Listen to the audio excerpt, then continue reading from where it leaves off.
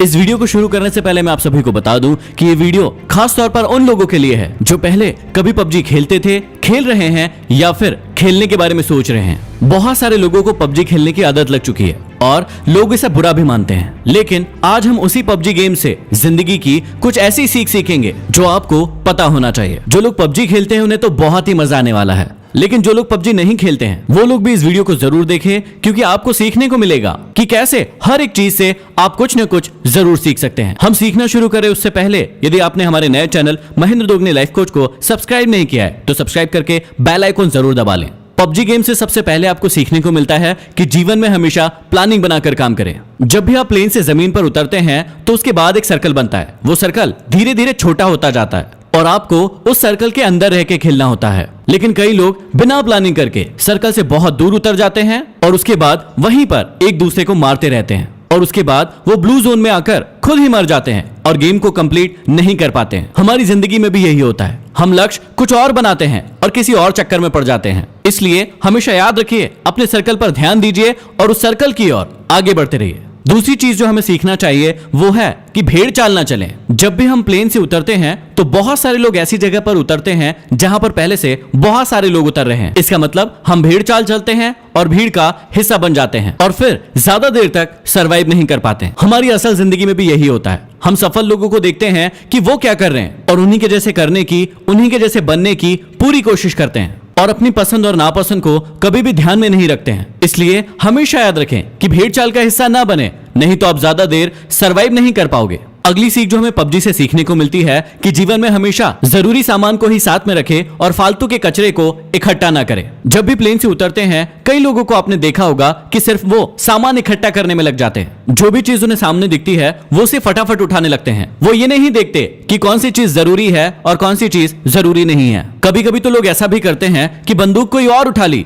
और गोली कोई और ही उठा ली जो उस बंदूक में लगने ही नहीं वाली। अब इसी बात को अपनी जिंदगी से कनेक्ट कीजिए। दिन भर में आप बहुत सारे वीडियोस देखते हैं, बहुत सारी किताबें पढ़ते हैं और बहुत सारी चीजें सुनते हैं जो आपके लक्ष्य से बिल्कुल भी रिलेटेड नहीं है, लेकिन दिन भर आप उन सभी चीजों को अपने दिमाग में घुसाते जाते हैं। तो यहाँ हमें सीख मिलती है कि फालतू का कचरा इकट्ठा करने से अच्छा है कि जो चीज हमारे लक्ष्य के काम आए सिर्फ उसी चीज को हम अपने पास रखें। अगली चीज जो हमें पबजी से सीखने को मिलती है कि हमेशा टीम वर्क करें। जब भी हम पबजी खेलते हैं तो या तो अकेले खेलते हैं या फिर अपनी टीम के साथ खेलते हैं। जब भी टीम के साथ खेलते हैं तो हमें ऐसी ऐसी गालियां सुनने को मिलती है जो हमने पहले कभी नहीं सुनी है। अब इसमें कुछ लोग तो टीम का साथ देते हैं, लेकिन कुछ लोग टीम से दूर भागते रहते हैं। कुछ लोग तो ऐसे भी होते हैं जो अपनी टीम के बंदे को दूर से बैठकर मरता हुआ देखते हैं और उसे रिवाइव भी नहीं देते। ऐसी टीम ज्यादा समय तक नहीं टिक सकती है जो यूनिटी के साथ नहीं खेलती है। जैसे पबजी में यूनिटी का बहुत ज्यादा इंपॉर्टेंस है, वैसे ही हमारे जीवन में भी टीम वर्क और यूनिटी का होना बहुत ज्यादा जरूरी है।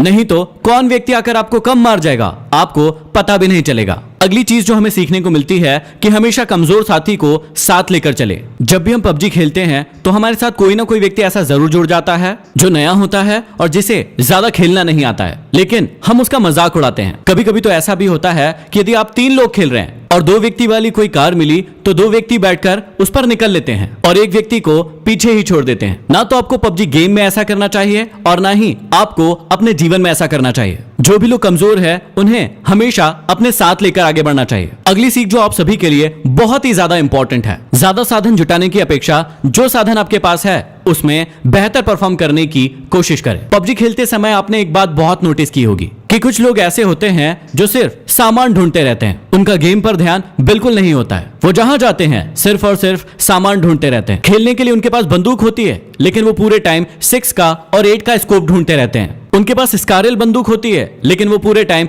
कार 98 ढूंढते रहते हैं। और जब वो बहुत सारा सामान इकट्ठा कर लेता है तो सामने से एक ऐसा व्यक्ति आता है जो उसे छोटी सी गन से मार कर चला जाता है और उसका सारा इकट्ठा किया हुआ सामान लूट कर ले जाता है। इसलिए सीख को हमेशा याद रखिए, जो आपके खेल में भी काम आएगा और आपके जीवन में भी काम आएगा, कि ज्यादा साधन जुटाने की अपेक्षा जो साधन आपके पास है उसमें बेहतर परफॉर्म करने की कोशिश करें। अगली सीख जो बहुत ही ज्यादा जरूरी है कि हमेशा अपने आप को रिचार्ज करते रहें और हमेशा एनर्जेटिक बने रहें। आप सभी को बहुत अच्छे से पता होगा कि पबजी गेम में हेल्थ और ड्रिंक्स का कितना ज्यादा इंपॉर्टेंस है। समय समय पर यदि आप अपने आप को ड्रिंक नहीं पिलाएंगे, बैंडेज नहीं लगाएंगे, तो आप बहुत ही जल्दी मर जाएंगे। ठीक इसी प्रकार से हमारे जीवन में भी होता है। हमें सिर्फ काम ही नहीं करते रहना है, समय समय पर अपने आप को रिचार्ज भी करते रहना है। अगली बहुत बड़ी सीख हमें पबजी से मिलती है कि शत्रु को कभी भी कमजोर ना समझे। जीवन में आपको कभी भी पता नहीं होता है कि सामने वाला शत्रु कौन है, उसके पास कितने साधन हैं, और ऐसा ही हमारे साथ पबजी में भी होता है कि उसके पास कौन सी गन है, उसके साथ कितने लोग हैं, उसके पास कितना हेल्थ है, ये आपको कभी भी पता नहीं होता है। इसलिए